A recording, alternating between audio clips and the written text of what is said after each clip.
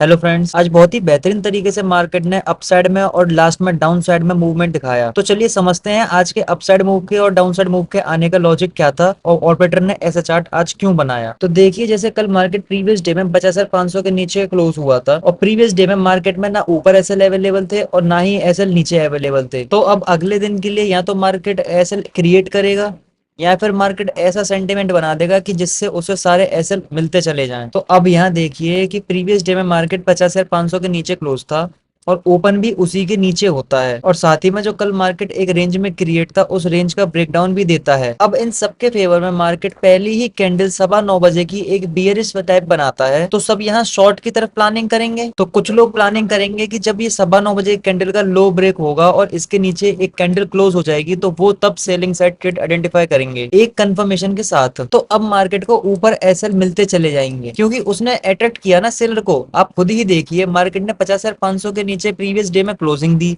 और ओपनिंग भी उसी के नीचे करवा रहा है और साथ ही में पहली ही कैंडल 9:15 की एक बिग बार बियरिश टाइप कैंडल बनाता है और साथ ही में प्रीवियस डे की रेंज का ब्रेकडाउन भी करता है। तो इसी ही लिए वो बियरिश होकर मार्केट को शॉर्ट करेगा। तो अब यहाँ मार्केट 50,500 तक तो आ जाता है एसएल खाते खाते। अब यहाँ पर भी मार्केट को शॉर्ट करेंगे कुछ लोग क्योंकि मार्केट प्रीवियस डे में 50,500 के नीचे क्लोजिंग दे गया है। मार्केट अपनी पहली 9:15 की डे हाई की कैंडल से रिजेक्शन दिखा रहा है और ऊपर से मार्केट 50,500 के नीचे ट्रेड कर रहा है। तो यहाँ शॉर्ट ही तो करेंगे। अब जब वो शॉर्ट करेंगे तो उनके एसएल ऊपर अवेलेबल होते चले जाएंगे तो मार्केट उनको खाते हुए फिर ऊपर आ जाएगा। एक बार फिर यहाँ पर मार्केट बियरिश व्यू दिखाता है सेलर्स को क्योंकि यहाँ से प्रीवियस डे में मार्केट फॉल किया था 2 बजे के बाद और मार्केट एक बार फिर 11 बजे 5 अगस्त की जो रेजिस्टेंस है वहां से एक बियरिश कैंडल शो करता है।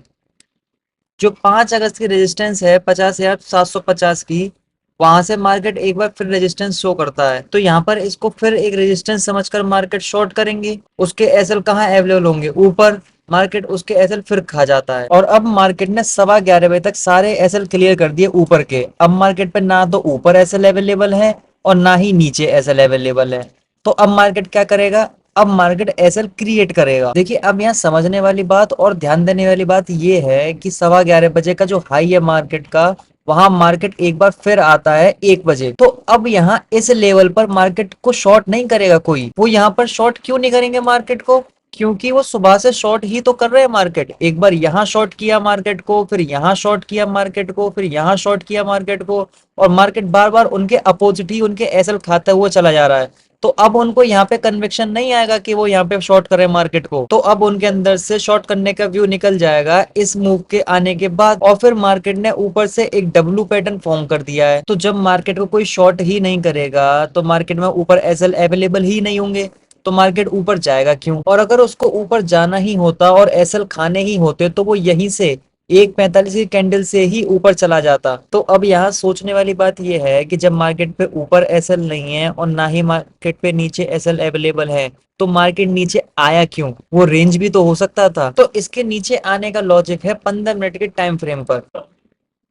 अब यहाँ 15 मिनट पर मार्केट एक रेजिस्टेंस दिखाता है 50,750 से 11 बजे और एक बार लेता है 1 बजे। और अगर आप ध्यान से देखेंगे लाइन चार्ट करके मार्केट को तो आपको एक डब्ल्यू पैटर्न फॉर्म होता हुआ दिखेगा और उसी डब्ल्यू पैटर्न का रिटेस्ट हुआ है और 2 बजे करीब उसमें रिजेक्शन आया है। तो जिन्होंने डब्ल्यू पैटर्न देखकर बाय किया होगा उनके एसएल कहाँ अवेलेबल होंगे? डब्ल्यू पैटर्न के नीचे। तो यही कारण है मार्केट का लास्ट में नीचे आने का। अब निफ्टी के पास ना ऊपर एसएल अवेलेबल है ना नीचे एसएल अवेलेबल है प्रीवियस डे पर।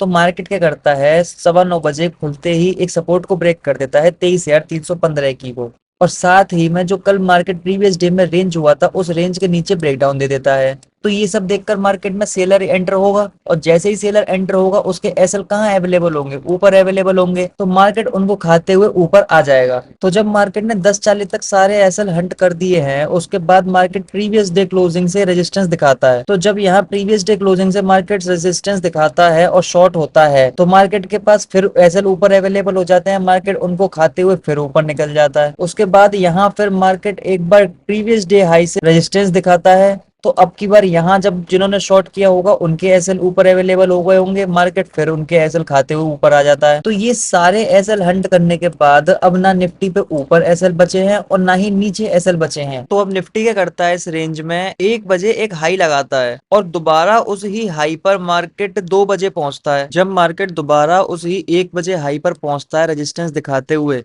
उसके बाद वो फिर नीचे आता है और अपनी जो 1 20 की सपोर्ट है उस सपोर्ट पर आता है। तो अब यहाँ मार्केट के पास ऊपर भी एसएल अवेलेबल हो गए हैं और नीचे भी एसएल अवेलेबल हो गए हैं। अब ये देखना है कि वो एसएल खाता कहाँ के है। देखिए अब यहाँ मार्केट के पास ऊपर भी एसएल अवेलेबल है और नीचे भी एसएल अवेलेबल है। तो अब वो ऊपर के एसएल खाएगा क्यों नहीं, इसका रीजन आइए मैं आपको समझाता हूँ। उसका ऊपर के एसएल ना खाने का रीजन ये है कि मार्केट ने सुबह से एक बुलिश मूवमेंट दिया है, तो सबके सब क्या है, बुलिश हैं। तो अब यहाँ पर मार्केट में कोई शॉर्ट की प्लानिंग करेगा ही नहीं, उनको पता ही नहीं होगा कि मार्केट एंड में शॉर्ट हो जाएगा। इसी वजह से ये एंड में डाउनफॉल आया मार्केट में। So thank you for watching my video. अगर आप भी चाहते हैं मार्केट बंद होने के बाद चार्ट को एनालाइज करना और अपनी ट्रेड आइडेंटिफाई करना, तो सब्सक्राइब कीजिए इस यूट्यूब चैनल को। मैं आपको हर रोज मार्केट बंद होने के बाद चार्ट डिटेल में एक्सप्लेन